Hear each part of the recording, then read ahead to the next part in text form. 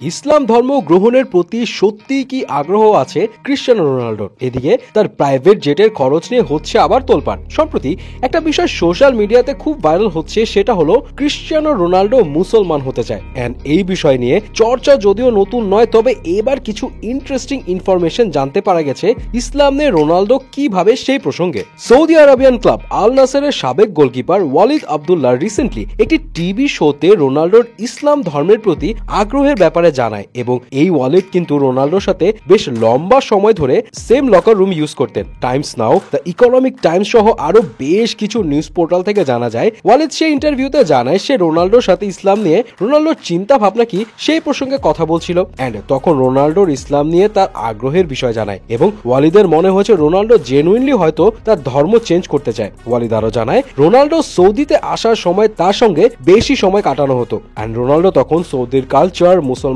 রীতিনীতি এইসব নিয়ে বিষয়ে অনেক কিছু জানতে চাইতেন। এবং সে এটাও বলে রোনাল্ডো এই ইসলাম ধর্মকে এতটা সম্মানের চোখে দেখে যে সে তার বাকি মুসলমান টিমমেটসদেরকে ইবাদত করতে এনকারেজ করে। ইভেন যখন প্র্যাকটিস সেশনে আজান শুনতে পান, তখন রোনাল্ডো নাকি কোচকে অনুরোধ করেন ওই সময় নামাজের জন্য ব্রেক দেওয়ার জন্য। যাই হোক, এই কথাগুলো শুনে অনেকে স্পেকুলেট করছে মেবি রোনাল্ডো নিয়ার ফিউচার মুসলমান হয়ে যাবেন। বাট এখানে একটা কথা মাথায় রাখতে হবে, সেটা হলো রোনাল্ডো কিন্তু নিজের মুখে এমন কিছুই বলেন নাই। এন্ড মোর ওভার রোনাল্ডো কিন্তু স্কিলফুল প্লেয়ারের পাশাপাশি খুব বিচক্ষণ একজন মানুষ। সৌদি যেহেতু মুসলমান কান্ট্রি, সো সেই দেশে থাকতে হলে, ওই দেশে নিজেকে মানিয়ে নিতে হলে তাকে সেই দেশের কালচার সম্পর্কে জানতেই হবে। এন্ড হয়তো সেই জায়গা থেকে ওয়ালিদ এই কথাগুলো বলেছে। তাছাড়া অনেকের নিশ্চয়ই মনে আছে লাস্ট ইয়ার আল নাসেরের হয়ে খেলার সময় রোনাল্ডো মাঠে সেজদার মতো একটা জেস্টার শো করে। ওই সময়ের পরও কিন্তু গুঞ্জন উঠেছিল হয়তো ক্রিশ্চিয়ানো রোনাল্ডো ইসলাম ধর্ম গ্রহণ করেছে, যদিও পরে জানা যায় তেমন আসলে কিছু ঘটেনি। সৌদি আরব মুসলিম দেশ এবং সেই দেশের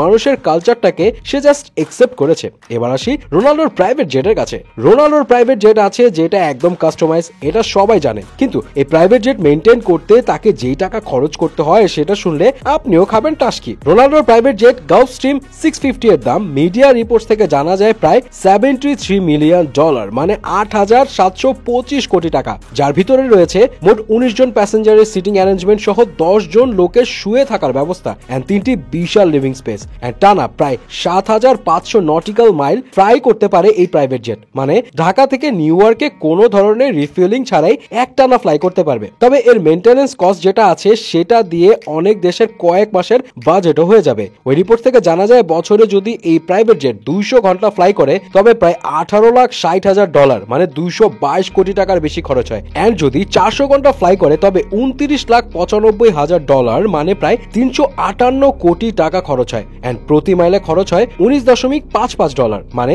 $2,337 টাকা। যে খরচের কথা শুনলে আপনি আমি হয়তো শকড হব, তবে $1.9 বিলিয়ন, মানে $2,27,111 কোটি টাকার মালিক রোনাল্ডোর কাছে এসব কোনো ব্যাপার না বস।